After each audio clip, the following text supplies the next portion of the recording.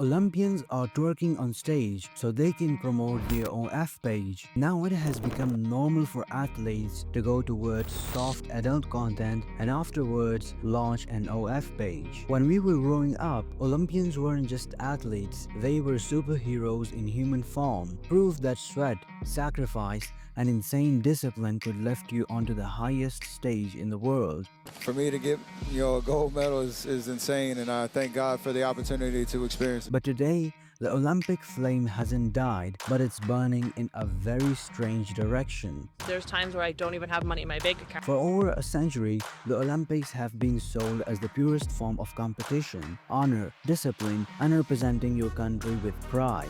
A place where the fastest, strongest, and most resilient humans alive fight for the fraction of a second and inches of distance. But behind the polished broadcasts, the truth is far less glamorous.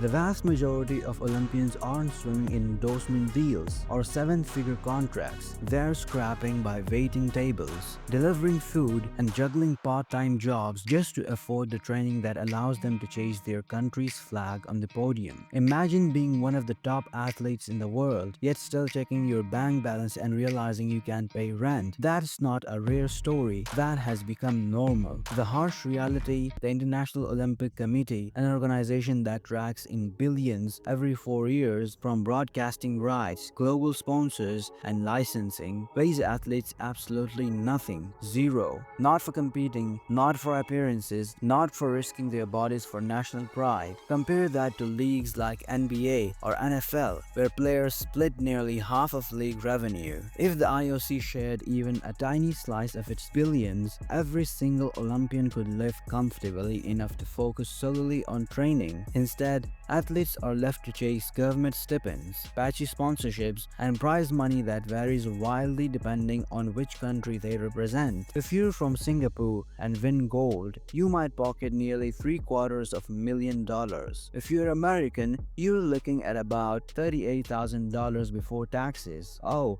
and if you don't win a medal, good luck. There's nothing. Training at Olympic level isn't a hobby, it's a full-time job. Some estimates place the cost at $30,000 to $50,000 a year. Coaching, facilities, travel, equipment, recovery, and everything in between. And yet, countless athletes are forced to reach classes, pull night shifts, or even work as clowns at kids' birthday parties just to keep the dream alive. Some start crowdfunding campaigns, some rely on wealthy donors or local community sponsorships, and increasingly, other turns to platforms where they can monetize their looks, their bodies, and their personalities, because that pays way more than chasing a medal. It sounds shocking, but it's the logical outcome of a broken system. If training doesn't pay the bills, athletes will look elsewhere. And in an area where going viral can pay more than winning gold, we've entered a strange new world. One where Olympic champions aren't celebrated for their records, but for how many clicks, subs, or tips they can generate. Some call it selling out, others call it survival. But whichever way you see it, the truth is clear. The system has failed them. When Olympians admit they have to choose between paying for groceries or chasing their dream, can we really blame them for taking the path that puts money in the bank? Here's the part that really stings. The Olympic Committee knows. They even produced a documentary series highlighting how athletes work day jobs as teachers, doctors,